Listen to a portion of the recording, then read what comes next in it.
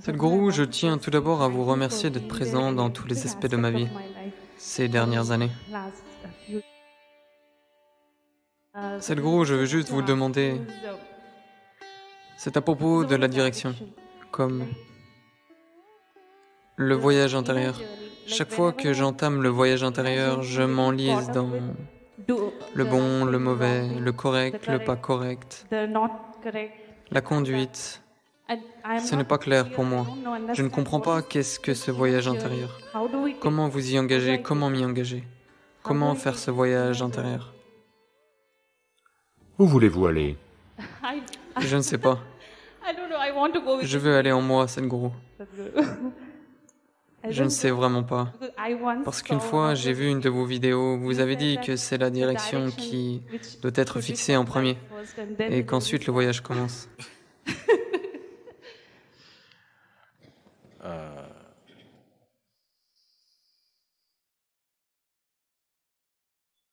Maintenant, il faut qu'on comprenne bien ça, parce que le voyage intérieur, pour faire un voyage, vous avez besoin de distance. Oui, vous comprenez ce que je dis? Pour faire un voyage, vous avez besoin de distance. Sans distance, il n'y a aucun voyage. À quelle distance êtes-vous? À quelle distance êtes-vous? Je veux savoir. Donc, s'il n'y a pas de distance, comment allez-vous faire un voyage? Quelqu'un vous arnaque.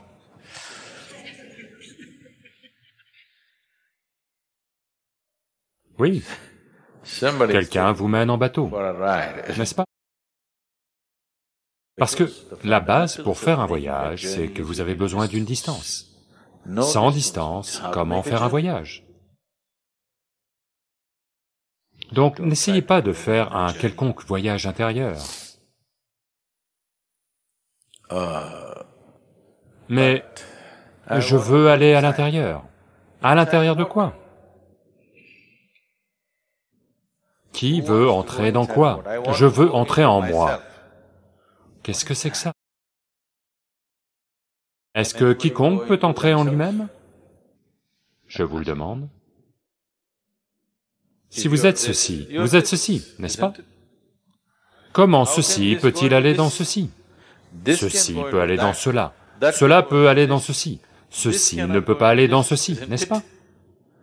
Oh Sadhguru, vous jouez juste sur les mots, mais qu'en est-il du voyage intérieur?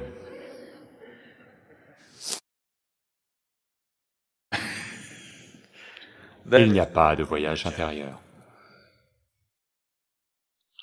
Tous les mots qui sont utilisés dans le langage ne peuvent décrire que l'extérieur. Donc le langage fait partie de l'extérieur, donc tout ce qu'on dit ne fait que tourner autour de cela, jamais cela. Nous pouvons tourner autour en parlant, personne ne peut en parler. Si quiconque pense, ça y est, il a besoin d'un traitement. Il n'a pas besoin d'un gourou, il a besoin d'un psychiatre. Oui. Un gourou est pour les gens qui sont normaux, mais qui veulent en savoir plus. Si vous êtes anormal, vous avez besoin d'un psychiatre, pas d'un gourou. Oui, d'un traitement. Donc n'essayez pas de faire un quelconque voyage. Faites juste une chose, rentrez chez vous aujourd'hui. N'essayez pas d'aller nulle part. Pas de voyage extérieur, pas de voyage intérieur. Asseyez-vous simplement, faites-moi voir ça. Si vous pouvez juste vous asseoir un seul instant, vous avez réussi. Mais le problème, c'est que si vous êtes assis ici, vous voulez galoper quelque part. Restez simplement assis ici. Au niveau de votre corps, vous n'allez nulle part. Au niveau de votre mental, vous n'allez nulle part. Au niveau de vos émotions, vous n'allez nulle part. Au niveau de votre imagination, vous n'allez nulle part. N'allez nulle part, restez simplement assis. C'est tout. Donc, voyage intérieur. Aucun voyage. Vous êtes déjà ici. Si vous n'étiez pas né, alors vous auriez dû faire un voyage pour vous trouver. Vous êtes déjà ici. Êtes-vous ici? Je veux savoir, êtes-vous ici? Vous êtes déjà ici, et alors? Si c'est aussi simple que ça, pourquoi est-ce que je ne comprends pas? Parce que vous voulez un voyage. Vous pensez que si vous êtes assis ici, votre vie sera gâchée. Vous devez aller quelque part, tout le temps, vous devez aller quelque part. Non. Asseyez-vous juste ici et voyez. Il y a une belle histoire dans le Tamil Nadu. À l'époque britannique, cela s'est passé dans les années 1920 environ. Et les Britanniques gouvernaient la région. Ils avaient des officiers qui avaient le titre de percepteur. Vous avez encore des percepteurs au Bengale? Avez-vous des percepteurs? On les appelait percepteurs parce que leur seul devoir fondamental et unique, était de collecter des impôts. Et ils collectent tout le temps, où qu'ils aillent. Donc il n'y a pas grand-chose à collecter dans les villages, parce que les gens grattent à peine le fond de leur peau pour manger. Donc, là aussi, ils ont collecté. L'agriculture était lourdement taxée en Inde du Sud, je ne sais pas comment c'était au Bengale, je crois qu'elle l'était. Lourdement taxée veut dire plus de 50% de taxes sur l'agriculture. Donc les percepteurs visitaient régulièrement les temples, pas par dévotion, mais pour collecter tout ce qui arrivait là, parce que de grandes collectes avaient lieu dans les temples. Donc chaque temple devait tenir un compte de ses dépenses. Donc dans ce temple-ci, le percepteur arrive et parcourt les livres de compte. Et là, une dépense de 30 roupies a été inscrite pour un mois, pas pour un jour, pour un mois.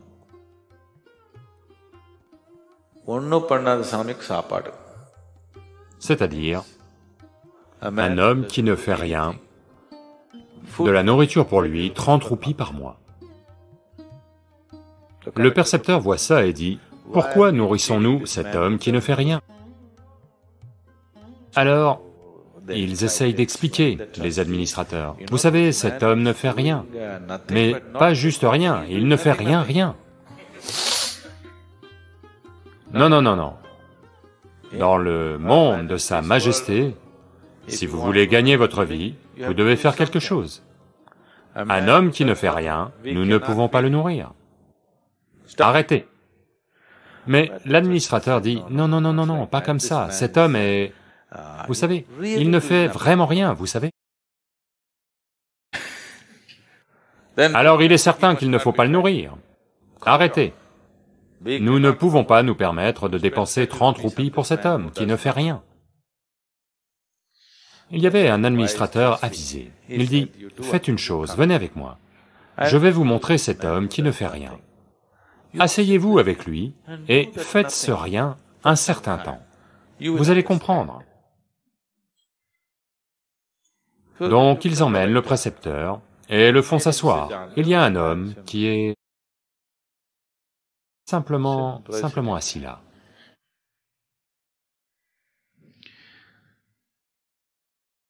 Le percepteur arrive, ils lui disent « Asseyez-vous et ne faites juste rien pendant 5 minutes. Voyez simplement comment c'est. » Alors le percepteur, où est le problème? Moi aussi, je ne vais rien faire. Il s'assoit.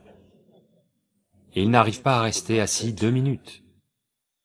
Mais cet homme est simplement assis. Il lui est arrivé des choses qu'il n'avait jamais imaginées possibles, juste en restant assis là. Il dit, ce n'est pas possible. D'accord, nourrissez cet homme.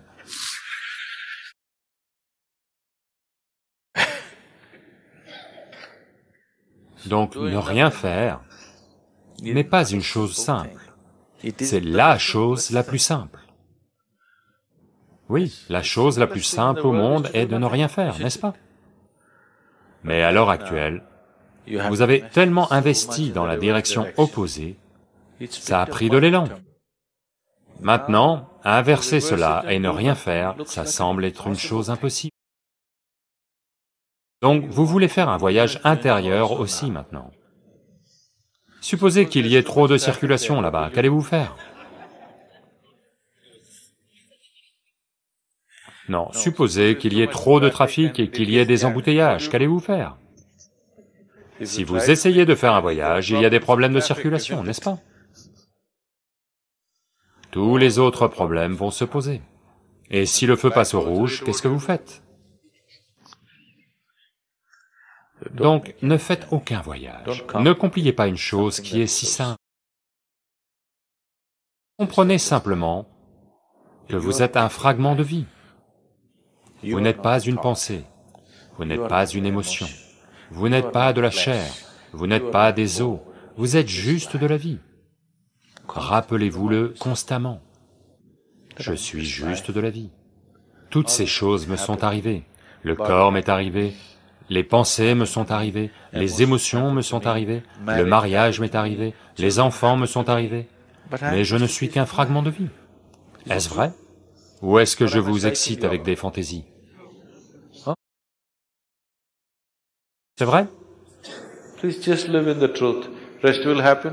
S'il vous plaît, vivez simplement avec la vérité, le reste aura lieu. Vivez simplement avec la vérité, tout le reste aura lieu. Vous vous mentez juste à vous-même tout le temps. Toutes sortes de choses qui ne sont pas vraies. Tout le temps, voyez-le s'il vous plaît. De combien de façons vous vous mentez? S'il vous plaît, regardez-le sincèrement. Arrêtez juste les bêtises. Tout est ici. Qu'y a-t-il là? C'est la chose la plus simple. Mais vous ne voulez pas être simple, vous aimeriez être un peu compliqué, n'est-ce pas? La simplicité ressemble à de la stupidité, mais ce n'en est pas. Tout ce qui est profond est simple.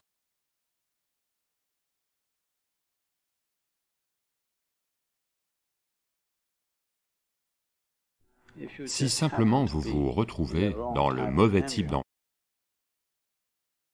les choses négatives peuvent vous tomber dessus. Toujours se retrouver au bon endroit dans votre vie est un certain talent. Ne pensez pas que c'est de la chance.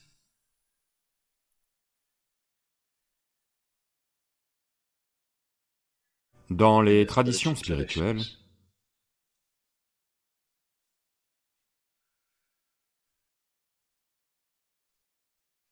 de nombreuses traditions spirituelles, toujours la sangha ou l'association ou être dans le bon type de compagnie a toujours été une partie très importante de la croissance. Parce qu'il y a rarement des êtres humains, juste un petit pourcentage, qui, peu importe où ils sont, vont toujours garder le cap. Tous les autres êtres humains ont besoin de soutien. S'ils ne sont pas en bonne compagnie, il y a très peu de chances qu'ils fassent ce qu'il faut. Malheureusement, c'est une réalité. Ce n'est pas forcément un malheur, parce que ce que ça veut dire, c'est que ils sont ouverts aux influences. C'est la responsabilité du tissu social de créer la bonne atmosphère pour que chaque individu grandisse vers ce qui est beau pour l'individu et pour tous ceux qui l'entourent. Mais pas toujours, ou rarement, les sociétés exercent cette responsabilité.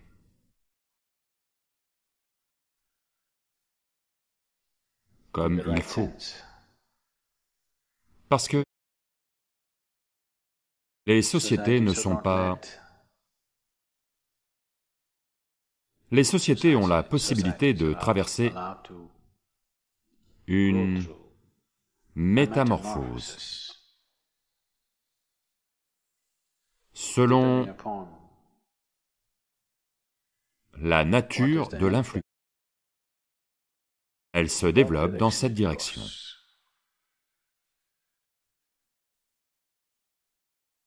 Je ne sais pas, je ne veux toujours pas y croire. Ils me disent que plus de 80% du contenu sur Internet est de la pornographie. Je ne veux toujours pas croire que c'est possible. Mais les gens qui s'y connaissent me disent, « Sadhguru, c'est comme ça. »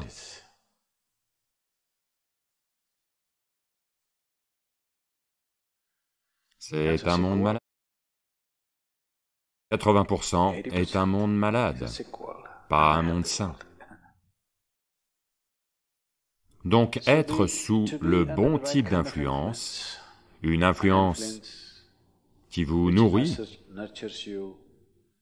et vous fait avancer vers votre vérité, une influence qui vous donne le courage et la force nécessaires pour suivre la voie de l'intégrité. Parce qu'avec un faible sens de l'intégrité, personne ne sera jamais spirituel. Et cela doit être compris que pour que de mauvaises choses vous tombent dessus, elles n'ont pas nécessairement à être dirigées vers vous. Si simplement vous vous retrouvez dans le mauvais type d'ambiance, des choses négatives peuvent vous tomber dessus.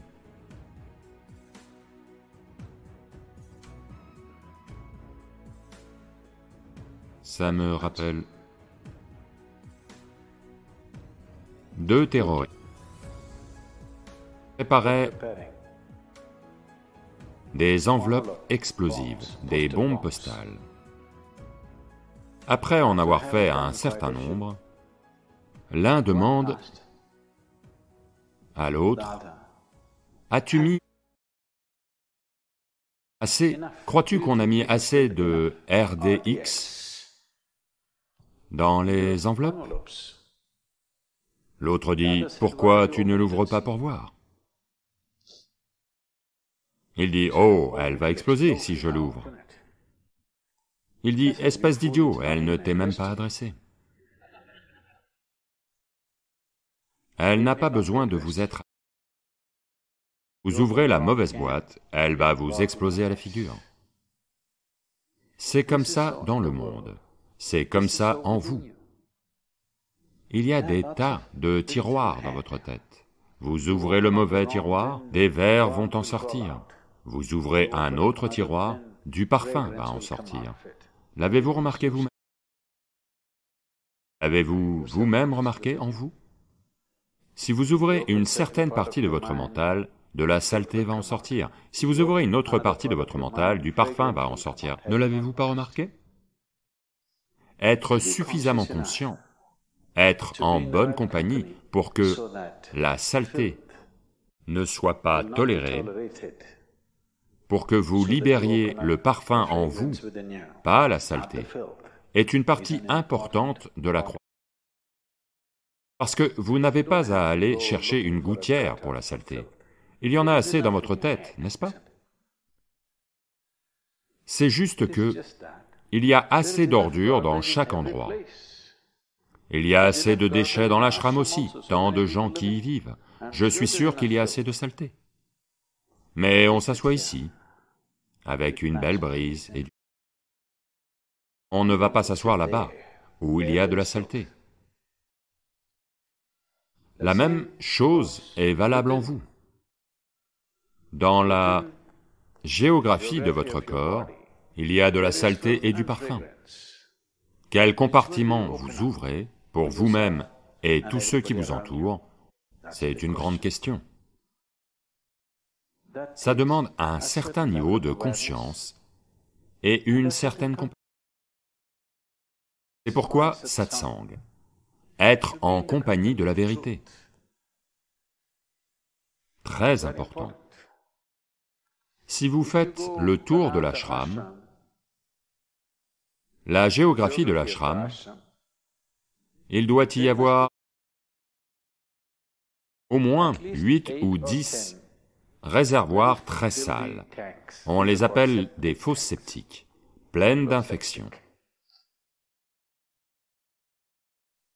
Si tous les jours vous allez vous y asseoir, bien sûr vous allez en conclure que le centre Isha Yoga est l'endroit le plus sale de la planète, si vous tombez dedans. Le Isha Yoga est l'expérience la plus horrible de votre vie.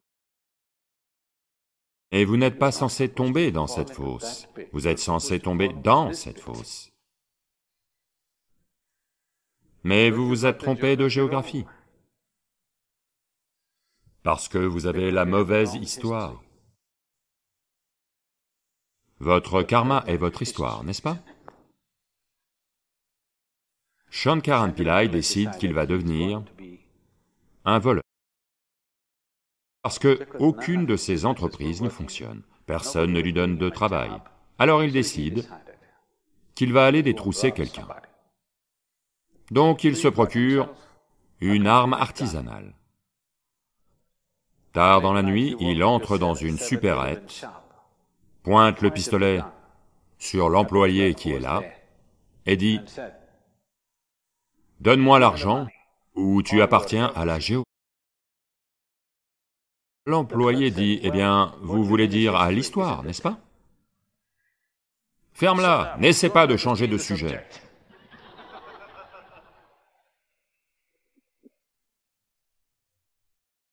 Non, on ne parle pas d'un autre sujet. Il n'y a qu'un seul sujet, c'est vous. Mais vous pouvez tomber soit dans cette fosse-ci, soit dans celle-là. Ce sera votre expérience de la vie. Donc, pour tomber au bon endroit, c'est un certain talent. Vous devez grandir en lui, vous devez mûrir en lui. Vous savez toujours comment être au bon endroit. Quelque part, satsang signifie simplement cela, communion avec la vérité, ou que vous construisez une relation avec la vérité. Si vous êtes en compagnie de la vérité, votre intériorité est agréable. Si votre intériorité est agréable, naturellement, des choses agréables viennent à vous. Et vous aurez aussi tendance à aller vers des choses agréables. Si vous rendez votre intériorité désagréable, vous allez attirer des choses désagréables. Et vous allez aussi vous diriger vers des choses désagréables. À l'ashram, quand vous êtes déprimé, où allez-vous vous asseoir? Mais n'allez pas nager dans la fosse septique parce que vous êtes de mauvaise humeur.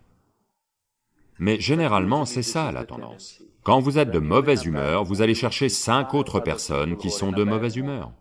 Non, non, quand vous êtes de mauvaise humeur, vous devez chercher 5 personnes qui sont de bonne humeur, n'est-ce pas? Non, non, mais ce n'est pas comme ça. Quand vous êtes d'une humeur noire, vous allez chercher 5 autres personnes qui sont dans le même état d'esprit. C'est exactement comme aller nager dans la fosse septique parce que vous êtes déprimé. Mauvaise façon de gérer la vie, c'est tout. Je ne dis pas que vous ne devriez pas le faire. C'est juste que, pas en votre faveur, c'est tout. C'est juste que vous êtes devenu tellement autosuffisant que vous n'avez plus besoin d'ennemis dans votre vie. C'est beaucoup d'autosuffisance. Donc, le processus spirituel est autre chose. Maintenir la propreté physiologique et la propreté psychologique est la première chose. Autrement, la spiritualité sera une bataille. Ce ne sera pas, vous savez, le parfum d'un jasmin sur une brise printanière. Ce sera une tâche rude, une bataille, tout le temps une bataille. Beaucoup de gens vivent leur vie, en particulier leur vie spirituelle, comme une bataille, parce qu'ils ne maintiennent pas une discipline fondamentale en ce qui concerne la géographie de leur corps et la géographie de leur espace psychologique. Si ces deux choses ne sont pas gérées, tout sera une bataille. Maintenant, il se trouve que vous vous dites spirituel, donc ça aussi ce sera une bataille. La vie ne peut être que comme... Donc satsang signifie se lier d'amitié avec la vérité. La vérité est votre ami, pas le mensonge. Vous partez de n'importe quel niveau de vérité que vous connaissez. Vous n'avez pas à partir de la vérité ultime, vous ne pouvez pas. Peu importe comment vous comprenez la vérité, vous commencez par ça. Pour vous, la vérité, c'est, disons, de dire la vérité, commencez par ça. Pour vous, la vérité, c'est d'être doux avec tout ce qui vous entoure. Commencez par ça, peu importe où vous commencez. Quelle que soit la façon dont vous comprenez la vérité, vous partez de là et voyez comment faire un pas tous les jours.